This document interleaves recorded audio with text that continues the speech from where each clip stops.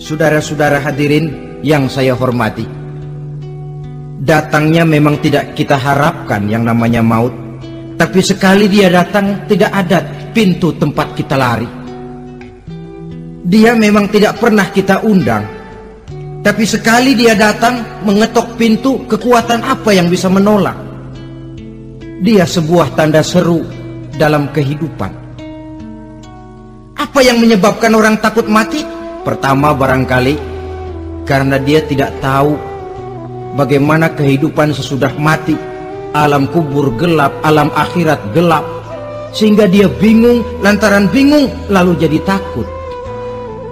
Yang kedua boleh jadi oleh bayangan-bayangan dosa yang pernah dia kerjakan di dunia ini. Kerjanya cuma menumpuk dosa. Dia gembira, bahagia, tertawa di atas tumpukan dosanya, merasa segan berpisah dengan seluruh kehidupan ini, sehingga boleh jadi maut adalah sesuatu yang ditakutkannya benar dalam kehidupan. Tapi bagaimanapun takutnya, tidak ada tempat lari dari dia. Dalam ayat lain Allah jelaskan, "Ainama takunu yudrikumul mautu walau kuntum fi burujim musayyadah." Di mana saja kamu berada, dalam benteng yang paling tangguh sekalipun, maut pasti akan datang menjemput kamu. Nah, bagaimana caranya maut datang menjemput kita? Bila datang dia, sang malaikat pencabut nyawa, malaikat Israel namanya, hendak mengambil roh kita. Dalam suasana macam begitu, di akhir kehidupan dunia, dalam berhadapan dengan sakaratul maut, terbagilah manusia dalam dua bagian besar. Pertama, yang menghadapi sakaratul maut itu dengan husnul khatimah, baik di akhirnya, sehingga pada saat rohnya berpisah dengan jasadnya, kelihatan dia seperti senyum, mukanya cerah. Bahkan sebelum itu boleh jadi dia sempat meninggalkan pesan-pesan yang baik. Ada yang sempat azan, ada yang sempat baca Quran. Pernah kan nemui orang yang mau mati seperti itu? Yang sempat azan, yang sempat baca Quran, yang sempat meninggalkan wasiat-wasiat yang baik. Sebab apa? Malaikat maut datang menjemput mereka juga dengan baik-baik. Dicabut ruhnya perlahan-lahan, tapi sungguh pun perlahan-lahan. Pedihnya, sakitnya tetap tiada tara. Rasulullah Sallallahu Alaihi Wasallam, dikala beliau hendak berhadapan dengan sakaratul maut, diceritakan mencelupkan tangannya ke dalam gelas berisi air, lalu mengusapkannya ke muka beliau seraya berdoa, "Ya Allah, mudahkan saya dalam menghadapi sekarat ini." Beliau juga yang mengatakan bahwa sakitnya sakaratul maut sama dengan 300 kali bacokan pedang. Sehingga kita diajarkan doa. Di antara doa selamat itu kan ada, Allahumma hawwin alaina fi sakaratil. Ya Allah, mudahkan saya di dalam menghadapi sakaratul maut itu. Ketika ruh ini keluar dari jasad, mata masih mengikuti ruh itu. Jika kadang-kadang ada yang matanya terbelalak dan tidak sempat ditutup, terbuka terus, mengikuti ruh itu keluar dari jasadnya. Adapun golongan kedua, manusia yang ketika berhadapan dengan sakaratul maut mendapatkan su'ul khatimah, jelek di penghabisannya. Sekaratnya sudah setengah mati, lalu jelek juga di akhirnya, mati dalam keadaan yang tidak baik, tidak terpuji. Ada yang lagi megang kartu, mati. Ada yang lagi di tempat ngadu ayam, mati. Ada yang lagi di tempat pelacuran, mati.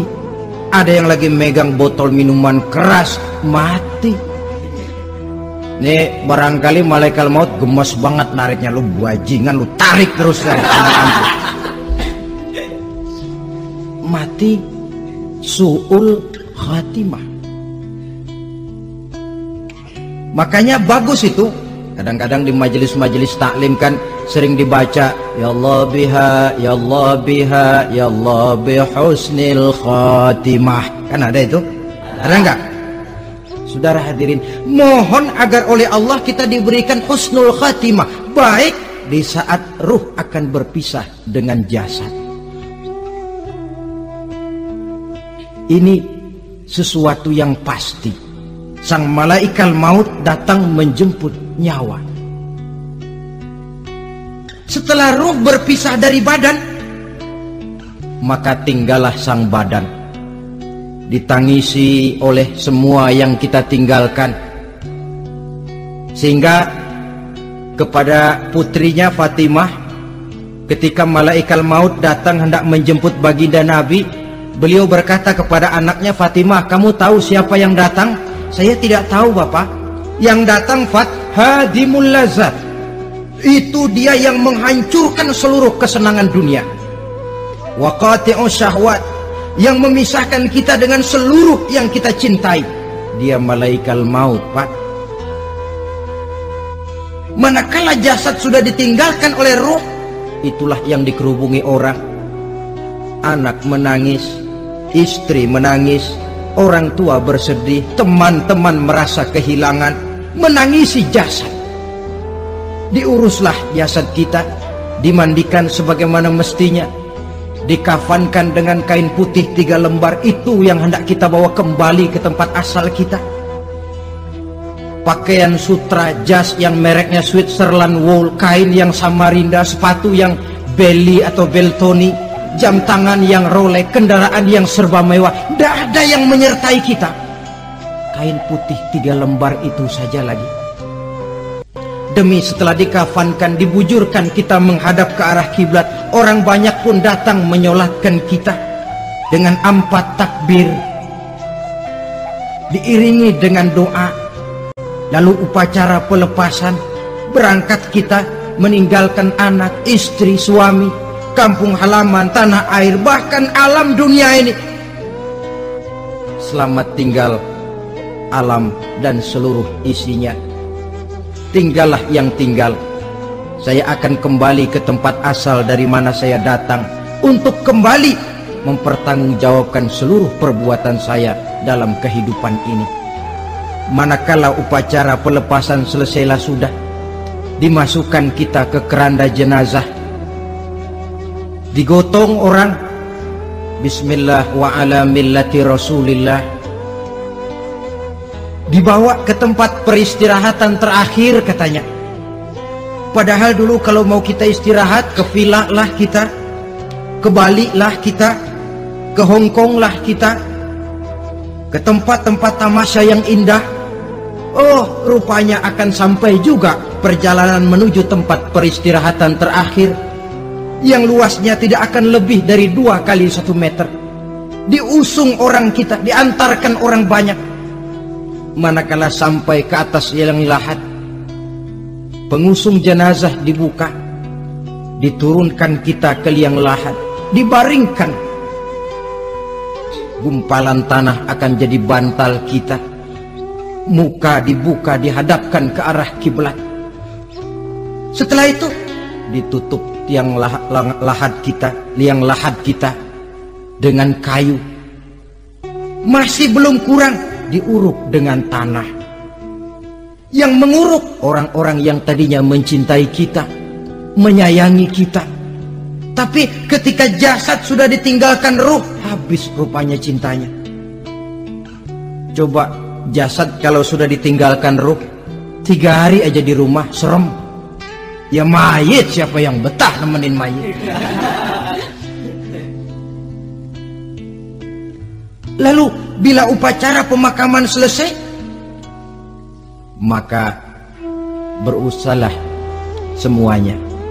Para pengantar akan kembali ke rumahnya masing-masing. Maka masuk kita ke alam kehidupan, yaitu yang disebut alam barzakh atau alam kubur.